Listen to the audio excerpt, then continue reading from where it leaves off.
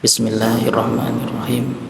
Assalamualaikum warahmatullahi wabarakatuh. Alhamdulillahi rabbil alamin. Wassalatu wassalamu ala asrafil anbiya'i wal mursalin nabiyyina Muhammadin. Asyhadu an la ilaha illallah wahdahu la syarika lahu wa asyhadu anna Muhammadan abduhu wa rasuluh. Rabbi israh li sadri wa yassir li amri wahlul 'uqdatam min lisani yafqahu qawli. Ibu-ibu, bapak-bapak, mahasiswa dan adik-adik jamaah salat maghrib Masjid Walidah Dahlan rahimakumullah. Alhamdulillah, marilah kita senantiasa terus memanjatkan puji dan rasa syukur kita kepada Allah, karena hanya berkat rahmat, karunia dan atas izinnya lah ya Allah kita bisa berkumpul, bisa menunaikan salah satu kewajiban kita, yaitu melaksanakan sholat maghrib secara berjamaah, dan kita lanjutkan dengan kajian rutin kita.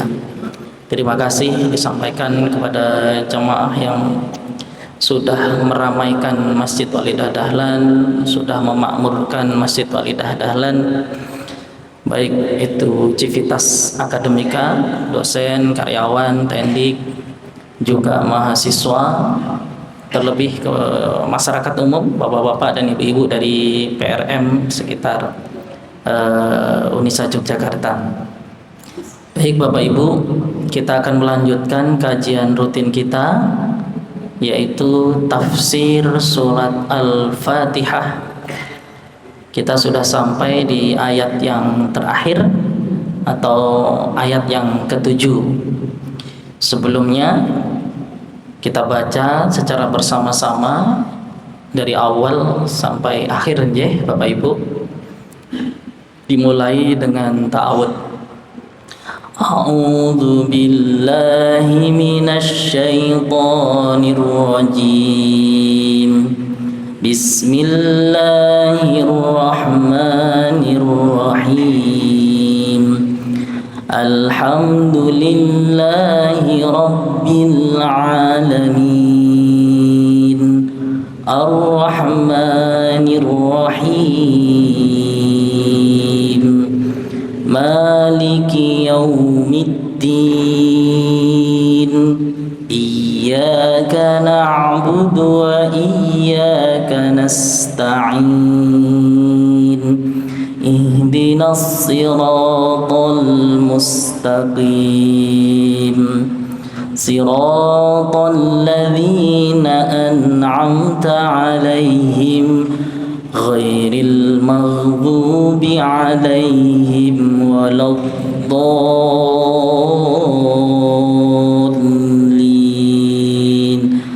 Amin. Bapak Ibu jamaah sekalian, ayat yang ketujuh yaitu siratal ladzina an'amta 'alaihim ghairil maghdubi 'alaihim waladdallin. Dalam ahkamul qiraah, ayat ini bisa dibaca dengan satu helaan nafas seperti tadi yang saya contohkan, atau ulama lain juga membolehkan membaca dengan dipenggal sampai alaihim siratal ladzina an'amta alaihim ghairil maghdubi alaihim waladdallin. Boleh. Keduanya boleh, ada beberapa pendapat. Nah, Bapak Ibu, ayat yang ketujuh ini merupakan lanjutan ayat sebelumnya, yaitu ihdinas siratal mustaqim.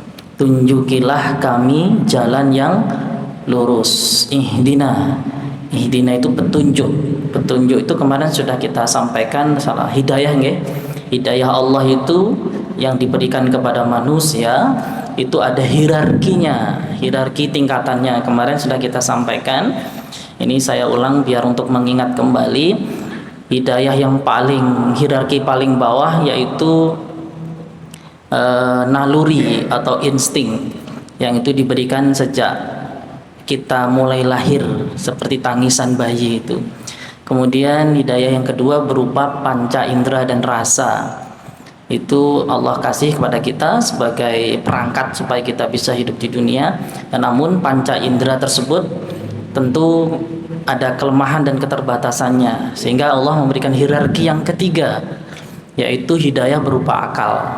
Akal inilah nanti yang akan mengoreksi panca indera ketika panca indera ini sudah lemah atau keliru. Seperti kemarin saya mencontohkan melihat bintang dari bumi, itu bintang kayaknya kecil begitu, padahal bintang itu bisa jadi lebih besar daripada bumi kita sendiri. Sebab itu akal kemudian memberikan klarifikasi atau koreksi pembenaran. Tetapi akal juga terkadang kalah dengan nafsu, Bapak Ibu, sehingga Allah memberikan hierarki hidayah yang paling tinggi, yaitu berupa hidayah agama. Nah, agama inilah Bapak Ibu, Islam inilah yang bisa menuntun kita kepada jalan yang siratal mustaqim. Kemarin sudah kita bahas sirat itu jalan yang luas, ya. Jalan yang luas itu sirat. Jadi bukan jalan yang sempit seperti rambut dibelah menjadi 7, tidak, tapi justru sirat itu jalan yang luas. Kemarin sudah kita sampaikan Bapak Ibu bahwa jalan yang luas itu maknanya ya jalan itu bisa memuat banyak kendaraan. Di dalamnya tidak ada serempetan, tidak ada senggol-senggolan, karena bisa memuat kendaraan yang banyak. Tetapi jalan yang sempit seperti kemarin sudah saya contohkan, ada 3 kata yang digunakan menunjuk jalan di dalam Al-Quran, Bapak Ibu.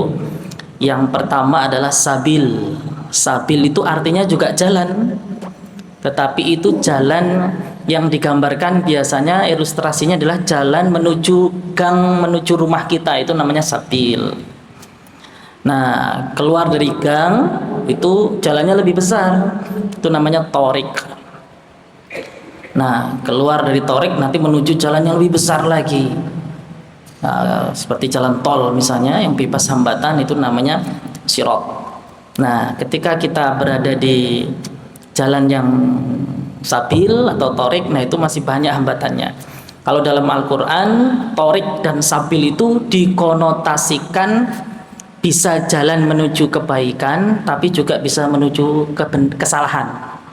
Jalan benar bisa jalan yang salah. Tapi kalau disebut sirat, itu sudah pasti jalan itu menuju kebenaran. Nah, sedangkan mustaqim itu artinya lurus. Nah, mustaqim ini berasal dari kata koma yakumu, tegak, ya, kayak aqimis sholah, tegakkan atau dirikan sholat. Jadi sholat itu tidak menggunakan kata perintah, laksanakan, lakukan, kerjakan, tetapi menggunakan kata tegakkan, dirikan, koma yakumu, tegak, dirikan. Kenapa? Karena sholat itu fungsinya seperti tiang yang menyangga bangunan. Ya, ada pernah mendengar dalam hadis yang kualitasnya masih diragukan, namun ini bisa kita ilustrasikan begini Bapak Ibu. Sholat itu as-sholatu imaduddin, sholat adalah tiang agama. Maka ibarat rumah itu kalau nggak ada tiangnya ya rumah itu kurang kuat begitu. Kemarin saya kedatangan tamu, beliau, saya nggak menyebut nama, beliau pilot pesawat Garuda. Dia ngobrol dengan saya, termasuk istrinya. Istrinya itu mau tanya ke saya, tapi ada suaminya nggak enak. Tapi cari momen suaminya pas nggak ada kan sulit gitu kan. Pertanyaannya kemudian dititipkan kepada saudaranya, kemudian disampaikan ke saya. Sepertinya pertanyaan itu sebenarnya ditujukan kepada suaminya, tetapi kalau tak bertanya di depan suaminya kan nggak enak begitu. Pertanyaannya apa? Pak, bisa nggak kita beriman saja kepada Allah, sholatnya kadang-kadang, tapi yakin Pak, yakin kalau Allah itu Tuhan satu-satunya zat yang disembah, tidak disekutukan dengan yang lain, tapi nggak sholat Pak, bisa masuk surga atau enggak? Nah mungkin suaminya atau temannya atau tetangganya itu yang jarang melakukan sholat, tapi yakin, imannya kuat begitu. Tentu menjawab itu nggak cukup dengan dalil Bapak Ibu nggih. Kemudian saya ilustrasikan iman itu ibarat Bangunan itu posisinya seperti pondasi. Itu iman itu pondasi. Nah, kalau rumah ingin kokoh, tentu pondasinya harus kokoh. Nah, tetapi bangun rumah itu kan nggak cukup dengan pondasi saja. Misalnya begini, pondasi udah jadi, udah dicor, kuat, udah dikasih besi begitu nggih, udah dikasih cincin melingkar begitu. Nah, kemudian langsung dibangun tembok tanpa dikasih sluk, tanpa dikasih besi, tanpa dikasih cor-cor di sudut-sudut tertentu, langsung dikasih batako atau bata begitu. Kemudian langsung dikasih atap, kasih ragangan atas itu, kasur, reng, genteng dan lain sebagainya. Pertanyaan saya, kuat enggak rumah itu Bapak Ibu? Kalau ada gempa, saya yakin akan retak itu. Nah, fungsi sholat itu seperti tiang atau slub ya, bangunan-bangunan ini kalau nggak ada tiangnya, ya mungkin dari luar kalau nggak ada gempa masih bagus, masih mulus gitu, dicat rapi begitu masih mulus. Tapi nanti ketika ada gempa bumi, angin menerpa, itu bangunan bisa goyang. Nah, iman atau iman itu akidah itu ya seperti pondasi itu. Nah, sedangkan sholat itu tiang-tiang yang menyangga bangunan nanti yang di atasnya itu menyangga. Sedangkan amal soleh yang lainnya itu seperti temboknya, puasanya itu seperti atapnya. Ya, kemudian sedekahnya, kemudian infaknya itu seperti lampunya, AC-nya, ya, kasurnya. Sehingga kalau itu semua kita lengkapi, ibadat rumah itu seperti hotel itu nyaman. Ada gempa bumi nggak khawatir rontok, nggak khawatir roboh karena penyangganya, pondasinya kuat, penyangganya kuat. Ya, sekarang mau milih rumah seperti apa? Kalau kita mau rumah yang pondasinya kuat, nggak usah pakai tembok. Jadi amal-amal soleh yang lainnya nggak usah, cuma sholat aja. Itu seperti joglo limasan itu. Ya, tahu ya joglo limasan? Yang joglo orang Jawa itu loh yang. Jadi kalau tidur itu bisa, nggak kehujanan karena sudah ada atapnya. Tapi kalau ada angin, debu itu kan juga nggak nyaman. Kita tiduran juga dilihat orang kelihatan. Nggak sempurna rumah itu. Maka kalau rumah kita ingin senyaman mungkin seperti hotel bintang 5, berarti ya semua unsur rumah itu harus kita penuhi, termasuk dalam berislam. Akidahnya kuat, sholatnya kuat, sunnah-sunnahnya kuat, amal soleh yang lainnya kuat, sedekah infaknya kuat. Itu ibarat rumah sudah kokoh gitu. Ya, tinggal milih kita mau pilih rumah seperti apa. Semakin kokoh, semakin lengkap unsur rumah itu, semakin nyaman. Tetapi kalau hanya unsur-unsur tertentu ya nggak nyaman. Sehingga nanti ketika punya masalah, ada gempa, ada angin, suatu waktu rumah itu bisa roboh. Kalau dalam hidup hanya iman saja, tidak sholat, ya bisa jadi ketika nanti ada terpaan badai rumah tangga, itu bisa mudah oleng. Pernikahannya mahal miliaran tapi dalam hitungan bulan cerai gitu. Banyak kasus-kasus seperti itu. Nggak cukup ternyata harta melimpah, itu nggak cukup. Karena ada juga kasus hanya gara-gara istrinya bikinin air es kurma susu ketika buka puasa untuk suaminya, kemudian dikomentari oleh ibu mertuanya, loh dia kan nggak minum es. Nah, itu aja bisa menyebabkan perceraian. Itu ada itu seorang artis, nggak perlu saya sebutkan, ini direkam soalnya. Sehingga bangunan rumah yang kokoh itu sangat penting. Keimanan, kemudian yang dilengkapi dengan sholat yang bagus, puasa yang hebat, sedekah, infak dan amal-amal soleh yang lain juga hebat. Itu ibarat bangunan itu sangat lengkap begitu Bapak Ibu. Nah itu Bapak Ibu, sebab itu tadi sholat disebutkan dengan koma, yakumu, tegak, berdiri. Seperti mustaqim itu tegak, lurus ya. Lurus itu ya seperti jalan yang lurus dan luas. Shiratal mustaqim berarti jalan itu jalan yang lurus dan luas, jalan yang lurus dan luas. Kalau menurut Muhammad Abduh, Bapak Ibu, itu Shiratal mustaqim itu adalah sejumlah cara yang akan membawa kita kepada kebaikan dunia atau akhirat. Itu Shiratal mustaqim. Di dalamnya dapat meliputi akidah, etika, hukum, dan ajaran. Kalau menurut Profesor Quresyha dalam tafsirnya Al-Misbah itu disebutkan bahwa Shiratal Mustaqim itu adalah bentuknya macam-macam, bisa berupa harta yang halal, ilmu pengetahuan, atau bahkan kekuasaan. Itu juga bisa dimaknai Shiratal Mustaqim.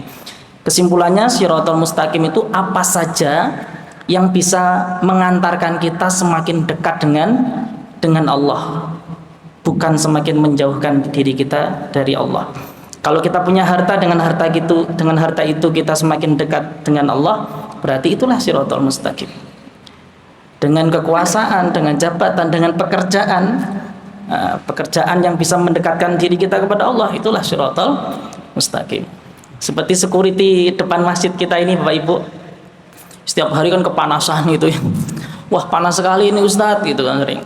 Sekarang mungkin Pak security di depan masjid ini sedang panas, tapi kalau ikhlas, panasnya nanti di padang mahsyar berubah menjadi kesejukan. Beda dengan security di tempat-tempat yang lain mungkin. Wah, ini securitynya masjid soalnya. Begitupun bapak-bapak yang membersihkan masjid ini, kalau diniati ibadah, berarti pekerjaan itu bisa mendekatkan diri kita kepada Allah. Itulah Shiratal Mustaqim. Nah, Shiratal Mustaqim itu lebih spesifik dijelaskan di ayat yang ke-7 ini, Bapak Ibu. Ini namanya tafsir bil maksur, tafsir yang dijelaskan ayat Al-Quran dijelaskan dengan ayat Al-Quran. Ihdinas Shiratal Mustaqim, tunjukilah kami jalan yang lurus, yaitu jalan seperti apa? Nah, itu dijelaskan di ayat yang ke-7. Shiratal ladzina an'amta alaihim, yaitu sirotnya alladzina, orang-orang an'amta yang diberi nikmat, alaihim, kepada mereka, ghairil maghdub, bukan jalannya orang yang dimurkai atas mereka, waladhdallin, atau bukan pula jalannya orang yang dolin, yang sesat. Nah, nanti kita bahas sedikit-sedikit Bapak Ibu. Nah, Bapak Ibu, di situ digambarkan, coba ini saya geser. An'amta itu siapa Bapak Ibu? Nah, dijelaskan di sini. Sebentar, ada di sini. Nah, orang-orang yang diberi nikmat itu siapa? Itu dijelaskan dalam surat An-Nisa ayat yang ke-69. Di situ dijelaskan, dan barang siapa wa may yuti'illaha war rasula fa ulaika ma'al ladzina an'ama Allahu 'alaihim minan nabiyyina was-siddiqina wasyuhada was-salihin. Dan barang siapa yang mentaati Allah dan Rasul Muhammad sallallahu alaihi wasallam, maka mereka itu akan bersama-sama dengan orang-orang yang diberi nikmat oleh Allah. Siapa mereka yang diberi nikmat itu? Di situ disebutkan para nabi, para siddiqin, ya, diterjemahkan sebagai pecinta kebenaran, atau siddiq itu jujur dan benar. Maka ada kata-kata sotik. Sotik itu teman. Bahasa Arab itu artinya teman. Nah, seseorang itu menjadi teman ketika kita sudah yakin dan percaya kepada orang tersebut, maka orang itu bisa menjadi teman. Tentu tidak bisa dikatakan teman kalau mereka atau orang yang kita anggap teman itu berdusta. Kita anggap dia teman ketika kita sudah yakin bahwa yang kita anggap teman itu memiliki kejujuran dan tidak berdusta kepada kita. Maka siddiqin itu ya termasuk orang-orang yang mencintai kejujuran dan kebenaran. Kemudian wasyuhada di sini diterjemahkan sebagai orang yang mati syahid. Tetapi makna syuhada ini menurut para ulama adalah bukan hanya orang yang mati syahid karena peperangan.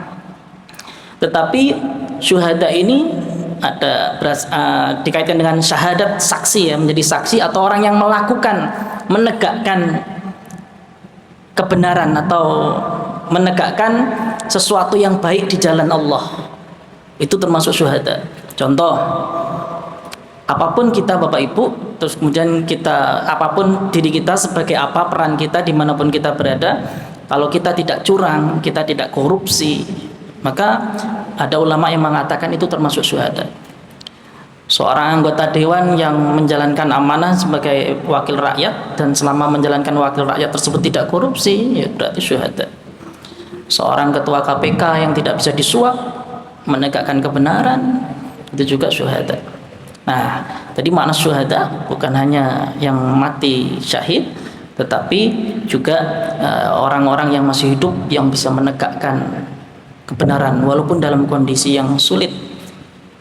Indonesia itu korupsinya tertinggi di Asia, termasuk yang tinggi. Bahkan lembaga kepolisiannya paling korup se-Asia Tenggara, nomor 1, Pak. Korupsinya paling tinggi. Menurut Abraham Samad, mantan ketua KPK, kalau nggak salah tahun 2013 itu menyampaikan di sektor migas, kalau tidak salah, kalau itu tidak ada kebocoran korupsi, itu 1 jiwa warga Indonesia itu per bulan bisa 20 jutaan. Korupsinya banyak. Bahkan kemarin ada emas yang sampai 100 berapa ton yang dikorupsi itu. Nah, luar biasa.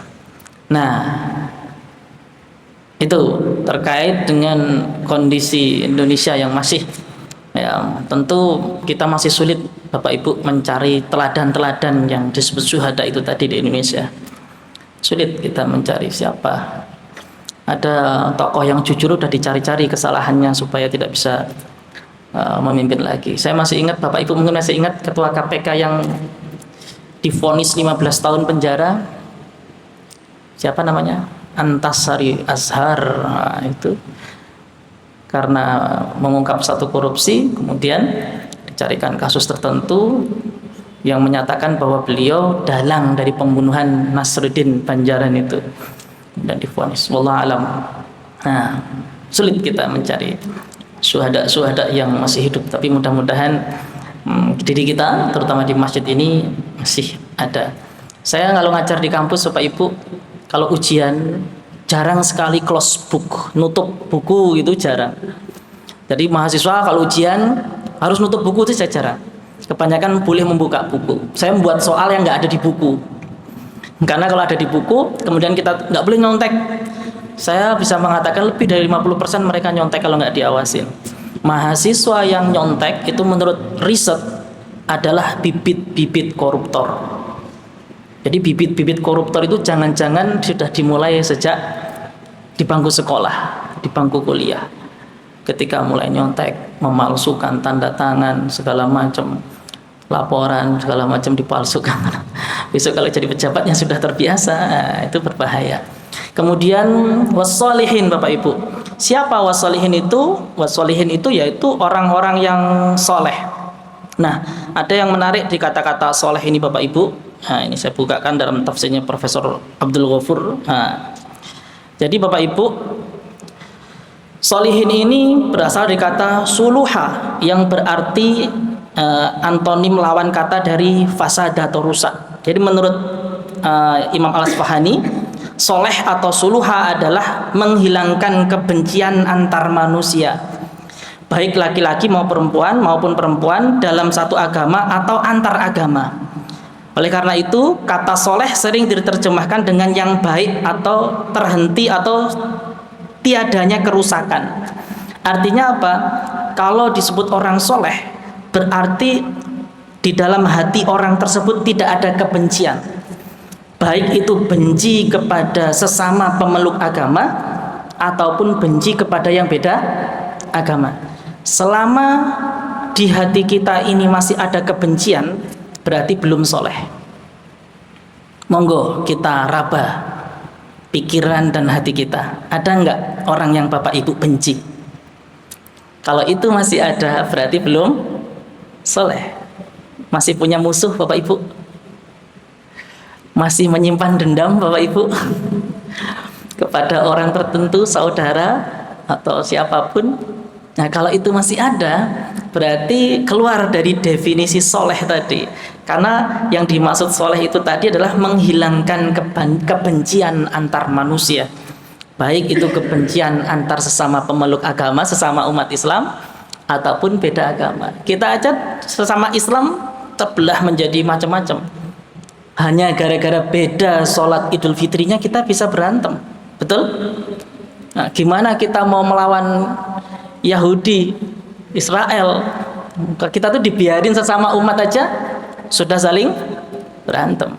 Maka yang ditakutkan oleh Amerika hari ini Bapak Ibu, tentu dalam beberapa hari terakhir ini kita sudah menyaksikan berita rudal-rudal Iran menghujani Israel nggih.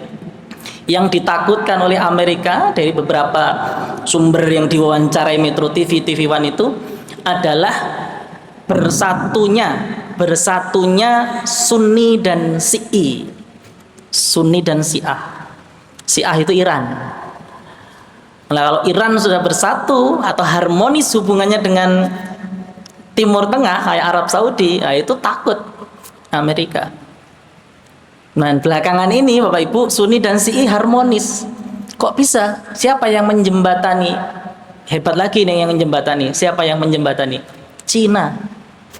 Nah, Cina itu kan juga ditakuti oleh Amerika. Nah, Cina pun nggak mau sendiri.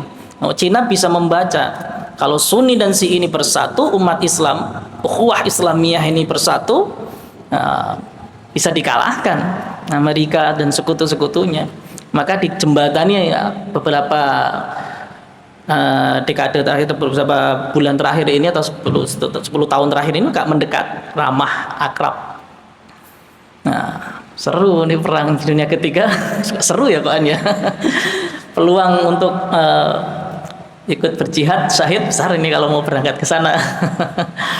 Nah, itu Bapak Ibu, mudah-mudahan Allah memberikan kekuatan bagi teman-teman saudara-saudara kita yang ada di Palestina, di mana kemarin yang dibom sebelahnya Palestina itu yang sudah 2000 yang meninggal nggih. Sudah ada Lebanon itu udah 2000-an yang meninggal. Nah, mudah-mudahan tidak akan terjadi perang yang lebih besar karena perdamaian itu jauh lebih baik Bapak Ibu. Itulah yang disebut an'amta alaihim Bapak Ibu. Saya agak cepat nggih. Isya-nya jam berapa Mas? Isya jam pinten? Isya 18.40. Oke, masih ada waktu nggih. Baik Bapak Ibu, itu an'amta alaihim. Nah, ghairul maghdubi alaihim. Sebentar. Itu tentu sebenarnya ini yang Bapak nggih. Itu tadi an'amta nggih Bapak Ibu, nikmat Allah tadi. Sebelum ke ghairil maghdub ada tambahan sedikit. An'amta itu nikmat Allah. Itu kalau menurut ulama tafsir itu adalah nikmat hidayah agama. Atau menyebutnya bahwa agama Islam sebagai nikmat yang paling besar ya agama Islam itu sendiri. Contohnya ditegaskan di surat Al-Maidah ini, al-yauma akmaltu lakum dinakum wa atmamtu alaikum nikmati wa raditu lakumul islama dina. Pada hari ini telah kusempurnakan untuk kamu agamamu dan telah kucukupkan bagimu nikmatku, yaitu agama itu tersebut, dan telah kuridhoi Islam itu jadi agama bagimu. Nikmat ini menurut para mufasir dibagi menjadi dua Bapak Ibu. Nikmat lahiriah yang bisa dinikmati atau direspon secara lahiriah seperti uang, harta, benda, rumah, kesehatan, pasangan, anak-anak, itu juga bisa dimaknai sebagai nikmat lahiriah. Tetapi ada nikmat yang kedua, yaitu nikmat batiniah. Apa itu tadi? Keimanan, keislaman, ketenangan, ketentraman, jauh dari konflik, jauh dari permusuhan, jauh dari kemaksiatan, berada di lingkungan orang-orang yang soleh. Itu juga termasuk nikmat batiniah. Orang-orang yang mengetahui kebenaran tetapi enggan menjalankan kebenaran itu Bapak Ibu, menolak kebenaran itu. Kenapa? Karena keras kepala. Itu digambarkan misalnya di surat Al-Maidah ayat 13, ngeyelan itu digambarkan, dan Al-Baqarah 247, suka menyembunyikan kebenaran, Ali Imran 78 dan lain sebagainya. Itu ciri-ciri Yahudi. Walaupun tidak semua, hanya sebagian kecil Yahudi yang tidak ngeyelan, tidak menyembunyikan kebenaran. Dan orang-orang yang sudah tahu kebenarannya tapi dia tidak mau menampilkan atau menjalankan kebenaran itu, maka itu termasuk orang-orang yang maghdub.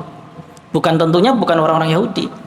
Maka dalam konteks kekinian, dalam konteks Indonesia, dalam konteks era sekarang, bisa jadi kita itu termasuk Yahudi. Mungkin agama kita Islam, kita sholat 5 waktu, Tetapi dalam konteks-konteks tertentu sudah tahu benar, tapi kita tidak mau mengamalkan kebenaran itu.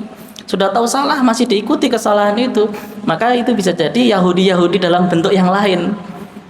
Sudah tahu kebenaran kok ngeyel. Ya. Bapak Ibu melihat Perdana Menteri Israel Netanyahu ya, ketika mengumumkan nggak terima diserang oleh Iran tuh bergetar tangannya itu.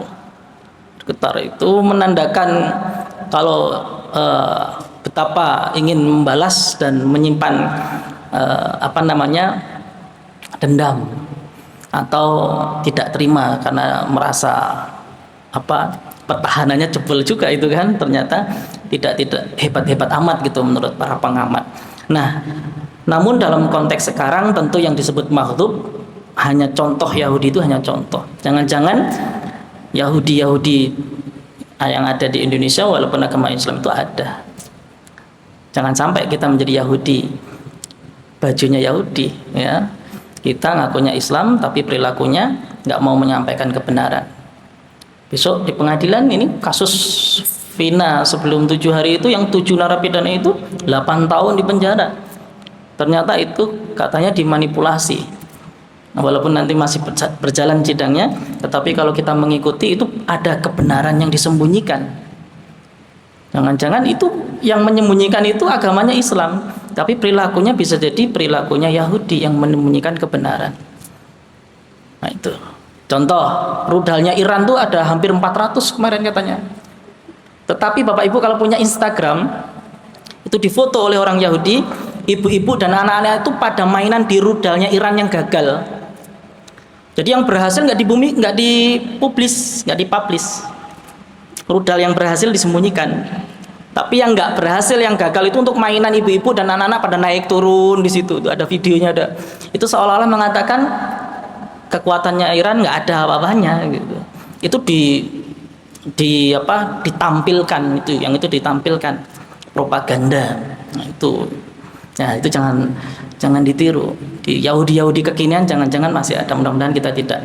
Nah, itu Bapak Ibu, itulah orang-orang yang dilaknat oleh Allah.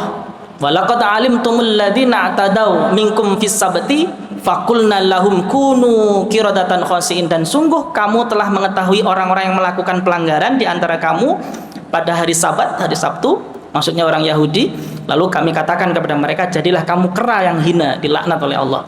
Atau misalnya di dalam surat Al-Maidah ayat 13 tadi, hatinya keras, membatu. Jadi kalau disampaikan firman Allah, mereka sengaja melupakan sebagian pesan yang telah diperingatkan kepada mereka. Mengkhianati. Terus disebutkan di situ pengkhianatan dari mereka kecuali kelompok kecil di antara mereka. Ada yang enggak berkhianat. Jumlah Yahudi di seluruh dunia itu sekitar 15 juta Bapak Ibu. Yang tinggal di Israel sekitar 7 sampai 9 juta. Tetapi jumlah yang sedikit itu belum bisa dikalahkan dengan jumlah umat Islam yang jumlahnya hari ini hampir 2 miliar Bapak Ibu. Kita secara kuantitas besar, tetapi secara kualitas jauh. Buktinya 2 miliar belum mampu berhadapan dengan yang 7 sampai 9 juta tadi.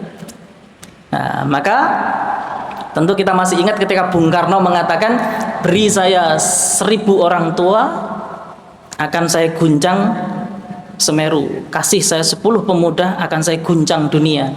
Itu menggambarkan yang 1000 tadi karena mohon maaf sudah tua, sudah secara fisik sudah lemah kualitasnya. Tetapi yang 10 itu pemuda yang berkualitas, walaupun 10 bisa mengguncang dunia. Artinya kita jangan terjebak dengan jumlahnya yang banyak sehingga kita melupakan kualitas kita. Sebab itu bagi Bapak Ibu, jamaah sekalian, terutama adik-adik, semangat sekolahnya, semangat belajarnya. Konon Yahudi Zionis Israel itu Bapak Ibu, ada yang menyampaikan 50% bergelar doktor, Pak. S3. Maka musuhnya orang-orang Yahudi itu ilmuwan-ilmuwan yang masih muda. Beberapa tahun 2017, seorang profesor ahli kimia atau ahli fisika dari Palestina sedang di Malaysia, subuh-subuh mau ke masjid ditembak. Itu ahli nuklir itu. Jadi musuhnya Yahudi itu sebenarnya adalah mereka-mereka yang ilmuwan-ilmuwan masih muda-muda. Maka dari itu mari kita jadikan momentum kondisi dunia saat ini sebagai introspeksi diri, jangan sampai kita menjadi makhluk orang-orang yang dimurkai Allah. Sudah Isya ya? Udah adzan belum? Belum ya? Oke, sedikit lagi, mudah-mudahan nyampe. Kalau nggak nyampe ya nggak usah dipaksa, besok lagi. Bapak Ibu, ini ada 9 orang yang dibenci oleh Allah. Singkat aja, orang-orang yang berbuat syirik, orang yang tamak, melakukan kekufuran, berbuat kerusakan, membunuh manusia, ya, seperti yang terjadi di Palestina, sudah 44.000 yang meninggal kalau tidak keliru. Lebanon 22 ribuan, hampir 50% tuh ibu-ibu ya dan anak-anak. Suka mencela, takabur, gemar bertengkar, berantem. Ya, rumah itu kalau udah sering kayak berantem, jauh dari rahmat Allah. Jadi baru tamu mau datang baru assalamualaikum, lihat hawanya rumah itu, auranya udah nggak enak. Alhamdulillah tetangga saya 5 tahun yang lalu pindah, karena setiap hari yang kontrak sebelah rumah saya itu hampir tiap hari bertengkar Pak sama suaminya. Kalau bertengkar sampai dengar sampai dalam rumah saya itu. Nah, itu dijauh dari rahmat Allah, rumah yang sering digunakan untuk bertengkar. Negara yang sering digunakan untuk bertikai juga jauh dari rahmat Allah. Dan terakhir waladhdallin, golongan mereka yang sesat dari jalan kebenaran dan kebaikan. Siapa? Ada yang menafsirkan adalah ini orang-orang Kristiani, karena mereka sesat dalam hal menyembah Nabi Isa. Nah, ada yang mengatakan memfasir demikian. Tetapi kalau dalam surat Ibrahim ayat 3, alladzina yastahibbunal hayatad dunya 'alal akhirati wa yasudduna an sabilillahi wa yabghunaha 'iwaja ulaika fi dhalalim ba'id. Siapa orang-orang yang sesat? Yaitu orang yang lebih menyukai kehidupan dunia daripada kehidupan akhirat, dan menghalang-halangi manusia dari jalan Allah dan menginginkan jalan yang bengkok. Mereka itu berada dalam kesesatan yang jauh. Jadi Bapak Ibu, siratal ladzina an'amta 'alaihim ghairil maghdubi 'alaihim waladdallin itu digambarkan oleh Allah ada 3 jalan. Jalan orang yang bernikmat, jalan orang-orang yang dilaknat oleh Allah, dimurkai Allah, dan jalan orang-orang yang sesat. Kalau dibaca langsung itu ada 3 kelompok manusia. Tetapi kalau dibaca terpotong, siratal ladzina an'amta 'alaihim itu menggambarkan 2 jalan. Jalan menuju kebaikan dan jalan menuju kesalahan. Siapa yang menuju jalan kesalahan? Yaitu makhluk dan mulabdolin tadi. Itu jalan kesalahan. Kalau jalan menuju kebaikan, an'amta 'alaihim tadi, orang-orang yang diberi nikmat seperti Nabi, para siddiqin, syuhada, dan orang-orang soleh. Saya kira itu Bapak Ibu yang bisa saya sampaikan. Tafsir dari surat Al-Fatihah alhamdulillah sudah selesai. Demikian kurang lebihnya. Kalau ada kesalahan tentu itu karena kelemahan saya mohon maaf kepada Allah dan mohon maaf kepada Bapak Ibu jamaah sekalian. Mudah-mudahan bisa kita lanjutkan di tafsir surat pendek juz amma di pertemuan yang akan datang. Mohon maaf tidak ada pertanyaan karena sudah Isya. Mungkin besok bisa dilanjutkan pertanyaan di minggu yang akan datang. Matur nuwun Bapak Ibu, wal afu minkum. Assalamualaikum warahmatullahi wabarakatuh.